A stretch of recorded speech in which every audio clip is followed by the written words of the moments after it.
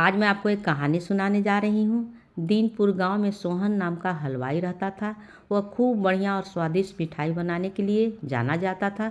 इसी वजह से उसकी दुकान पूरे गांव में मशहूर थी। पूरा गांव उसी की दुकान से मिठाई खरीदता था। वह और उसकी पत्नी मिलकर शुद्ध देसी घी से मिठाई बनाते थे। इससे मिठाइयाँ काफ़ी अच्छी और स्वादिष्ट बनती थी।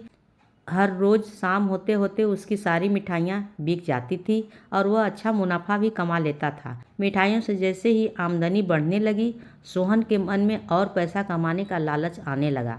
अपने इसी लालच के चलते उसे एक तरकीब सूझी। वह शहर गया और वहाँ से एक दो चुंबक के टुकड़े लेकर आ गया। उस टुकड़े को उसने अपने तराजू के नीचे लगा दिया। इसके बाद एक नया ग्राहक आया जिसने सोहन के पास से 1 किलो जलेबी खरीदी।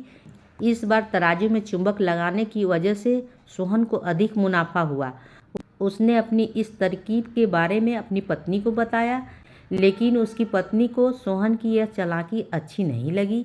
उसने सोहन को समझाया कि उसे अपने ग्राहकों के साथ इस तरह की धोखेबाजी नहीं करनी चाहिए, लेकिन सोहन ने अपनी पत्नी की बात बिल्कुल न सुनी। वो हर रोज़ तराजू के नीचे चुंबक लगाकर अपने ग्राहकों को धोखा देने लगा। इससे उसका मुनाफा बढ़कर कई गुना अधिक हो गया। इससे सोहन को काफ़ी खुशी हुई। एक दिन सोहन के दुकान पर रवि नाम का एक नया लड़का आया। उसने सोहन से 2 किलो जलेबी खरीदी। सोहन ने इसे भी चुंबक लगे तराजू से तौलकर जलेबी दे दी। रवि ने जैसे ही जलेबी उठाई, उसे लगा कि जलेबी का वजन 2 किलो से कम है।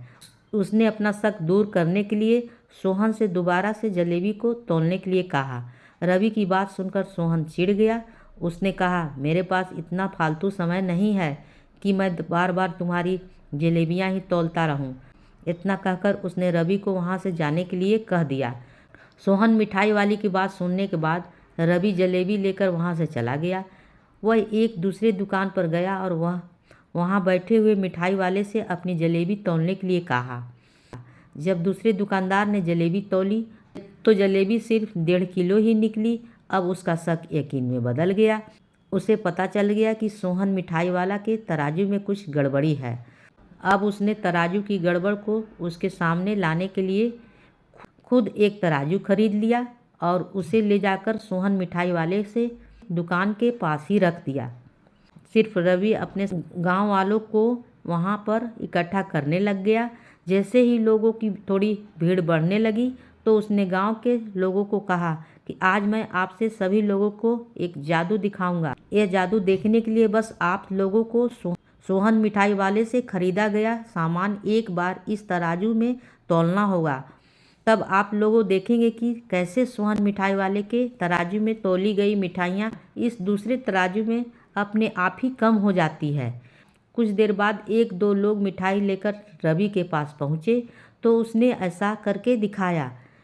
इसके बाद सोहन के दुकान से जितनी भी मिठाइयाँ खरीदी थी सभी ने रवि के तराजू में तौल कर देखा तो सबकी मिठाइयाँ 250 ग्राम से लेकर आधा किलो तक कम निकली।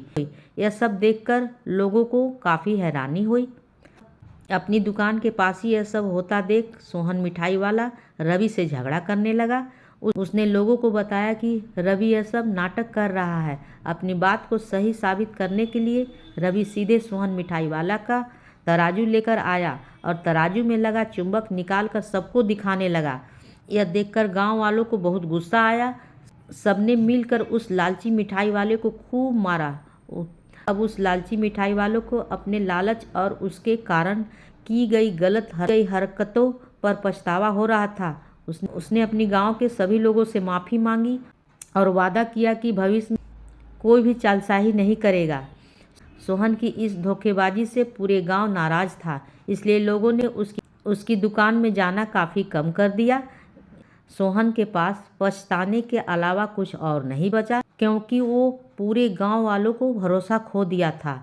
कहानी से सीख, कभी भी लालच नहीं करनी चाहिए। हमेशा ईमानदारी के साथ अपना काम करने से ही इंसान का नाम होता है। लालच के चलते भले ही कुछ समय के लिए अच्छा फ़ायदा हो, लेकिन इससे इज्जत और आत्मसम्मान दोनों कम हो जाते हैं। कहानी होती है समाप्त।